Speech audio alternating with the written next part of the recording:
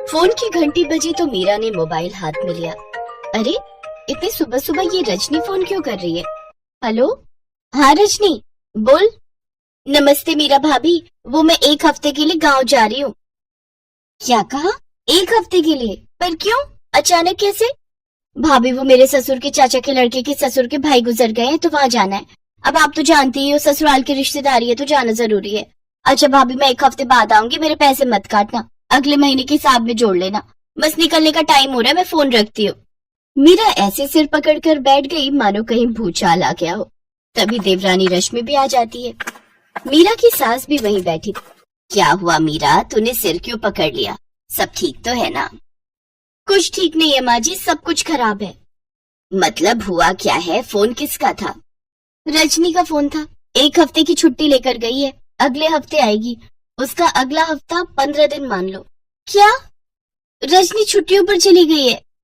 अब रजनी नहीं है तो बर्तन कौन मांजेगा? अरे मेरी तो कलाई बहुत दर्द हो रही है, ऐसा लग रहा है कलाई में कहीं चोट आ गई है। रश्मि, अभी के बर्तन तुम मांज लो, मैं शाम को कर लूंगी। भाभी, मैं कल ही हाथों की वैक्स करवा कर आई हूँ, मैं सर्फ में हाथ नहीं डालूंगी, मेरे हाथ खराब हो जाएंगे। कल तो नहीं करवा कर आई थी? वैक्स करवाए हुए तो तुम्हें 1 हफ्ता हो गया है। झूठ मत बोलो, ये तुम्हारा बहाना है। कल तो तुम फेशियल करवाने गई थी।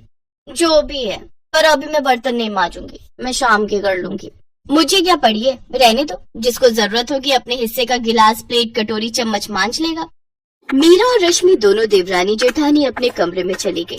सास कलावती के हाथों में पहले ही सूजन रहती थी और चलने में भी दिक्कत होती थी, क्योंकि कलावती के घुटने बहुत दर्द होते थे। उम्र भी थी।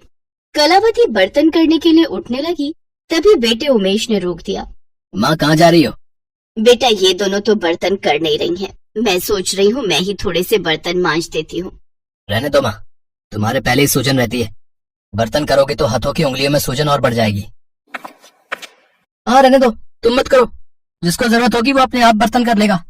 उमेश नरेश ने कलावती को बर्तन करने से मना कर दिया। मीरा और रश्मि ने अपने अपने कमरे की सफाई तो कर ली, पर अभी भी रसोई में बर्तन वैसे के वैसे ही पड़े थे। नरेश, तू चाय पिएगा? मैं बना रहा हूँ। बना दो भैया, 1 कप मेरी भी। एक तो आज दुकान भी जल्दी जाना है, आपको पता है ना, कस्टमर ने आना है। हाँ मुझे पता है, एक काम करते हैं, दोनों चाय के साथ साथ 2-2 पीस ब्रेड के खा लेते हैं। ये दोनों तो रसोई में कुछ नहीं करने वाली। लो भैया, चाय का फ्राई पैन मैं धो देता हूँ। अरे नहीं, बस धुल गया है, मैं बना रहा हूँ। माँ, तुम्हारी भी चाय बना रहा हूँ, पी लेना। ठीक है बेटा, थोड़ी सी बना दे, फिर बाद में नहा लूंगी। आज बच्चों की छुट्टी है क्या? हाँ माँ, गर्मियों की छुट्टियां शुरू हो गई हैं, अब तो 1.5 महीने बाद ही स्कूल खुलेंगे। अच्छा अच्छा। कलावती स्वभाव की बहुत अच्छी थी। वो जानती थी कि जब तक उमेश और नरेश काम पर नहीं जाते तब तक वो रसोई में नहीं जा सकती। इसलिए जब उमेश और नरेश काम पर चले गए तो कलावती से रहा नहीं गया। वो जानती थी मीरा और रश्मि बर्तन मांजने नहीं आएंगी और बच्चे भी सोकर उठ जाएंगे तो नाश्ता मांगेंगे। इसलिए कलावती ने हिम्मत करके बर्तन मांजने शुरू किए और ढेर सारे बर्तन धीरे धीरे करके कलावती ने मांज धोकर रख दिए और सारी रसोई भी साफ कर दी। जब मीरा और रश्मि रसोई में गई तो वो हैरान हो गई। सारी रसोई चमक रही थी। मीरा और रश्मि थोड़ी शर्मिंदा थी क्योंकि इतनी उम्र की होकर कलावती बर्तन मांज रही थी और वो दोनों अपने कमरे में थी। दोनों चुपचाप रसोई में नाश्ता बनाने लगी। मीरा भाभी, पराठा दे दो, मैं माँ जी को दे आती हूँ। हाँ दे आ, ये ले आलू का पराठा, थोड़ी दही भी ले जा साथ में, माँ जी को अच्छी लगती है। मीरा भाभी, मुझे लगता है हम दोनों ने बहुत गलत किया है, बेचारी माँ जी को इस उम्र में रसोई में बर्तन करने पड़े। हाँ रश्मि, तुम ठीक कह रही हो, माँ जी के हाथों में इतनी सूजन रहती है, बेचारी घुटनों से चल नहीं पाती और फिर भी पूरी रसोई साफ करके चुपचाप बैठी हुई है। रश्मि, मैं सोच रही हूँ अब जितने दिन रजनी नहीं आती तुम और मैं दोनों मिलकर घर के सारे काम करेंगे और बर्तन भी मिलकर मांज धो दिया करेंगे। ठीक है भाभी, और अब हम इस बात को लेकर कोई लड़ाई नहीं करेंगे, हम मिलकर काम करेंगे। मीरा और रश्मि दोनों ने समझदारी से काम लिया और कुछ दिनों की परेशानी को समझा। शाम को दोनों ने मिलकर बर्तन किए। कलावती ने जब दोनों बहुओं को एक साथ मिलकर काम करते हुए देखा तो उसे बहुत खुशी हुई और फिर कुछ दिनों बाद रजनी आ गई। सब कुछ फिर से पहले जैसा हो गया। प्रॉब्लम्स हमारी लाइफ का हिस्सा होती हैं, पर उन प्रॉब्लम से बाहर निकलने के लिए समझदारी बहुत जरूरी है, जो समझदारी मीरा और रश्मि ने दिखाई। इस कहानी से हमें यही सीख मिलती है कि बिना लड़ाई झगड़े के जब काम को मिल बांट कर किया जाए तो काम बहुत आसानी से हो जाता है।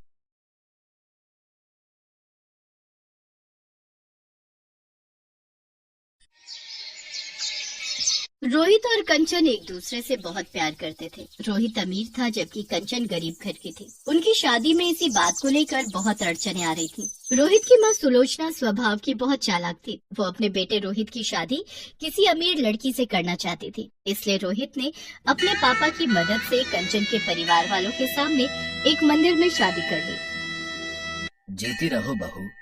पापा, आपको लगता है मम्मी इस शादी को मंजूरी देंगी? बेटा, जब भगवान ने मंजूरी दे दी तो तुम्हारी मम्मी को भी देनी ही पड़ेगी। अच्छा चलो, अब कंचन बहू को घर ले चलो। माँ, मुझे आशीर्वाद दो कि मैं सासू माँ का दिल जीत सकूं। बेटी, मुझे पता है तू एक न एक दिन अपनी सासू माँ का दिल जरूर जीत लेगी और मेरा आशीर्वाद हमेशा तेरे साथ है। कंचन रोहित और अपने ससुर के साथ घर पहुंचती है, पर ये क्या, जैसा सोचा था उसका बिल्कुल उल्टा हुआ। उसकी सासू माँ ने कंचन को देखकर बिल्कुल भी गुस्सा नहीं किया। वो तो खुशी से थाली सजाकर उन दोनों की आरती करने लगी।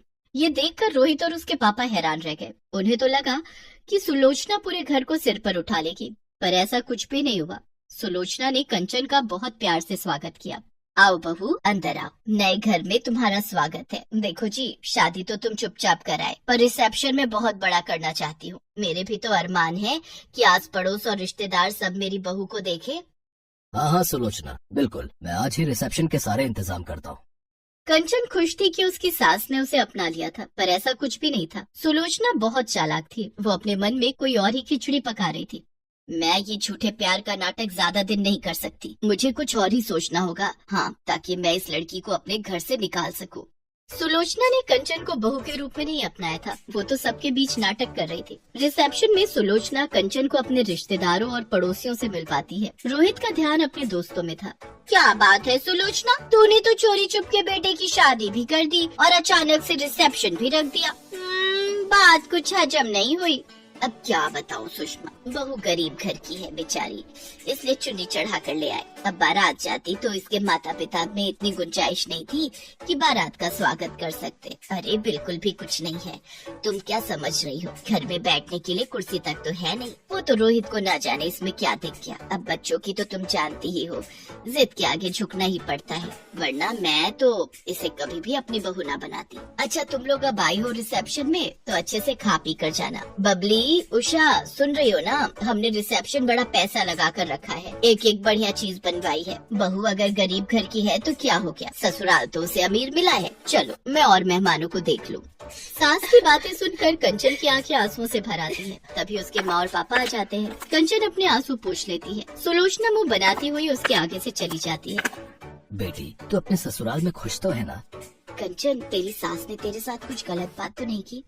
जी पापा जी, माँ जी तो मुझे बहुत प्यार करती हैं। पता है जब से आई हूँ कोई काम ही नहीं करने देती, सारा दिन ठाठ से बैठे रहती हूँ। कंचन अपने मम्मी पापा को झूठ बोल देती है, पर सच तो ये था कि सुलोचना उसके साथ सीधे मुंह बात ही नहीं करती थी। जब तक सुलोचना के ससुर और रोहित घर पर होते थे, तब तक तो सुलोचना कंचन से बहुत मीठे से बात करती, और जैसे ही वो दोनों घर से जाते, सुलोचना उससे घर के सारे काम करवाने शुरू कर देती। और शाम को जब वो दोनों वापस आते तो उसका रवैया अलग ही। अरे वाह, खीर बहुत टेस्टी बनी है। 2-3 दिन से मेरा मीठा खाने का बहुत मन था।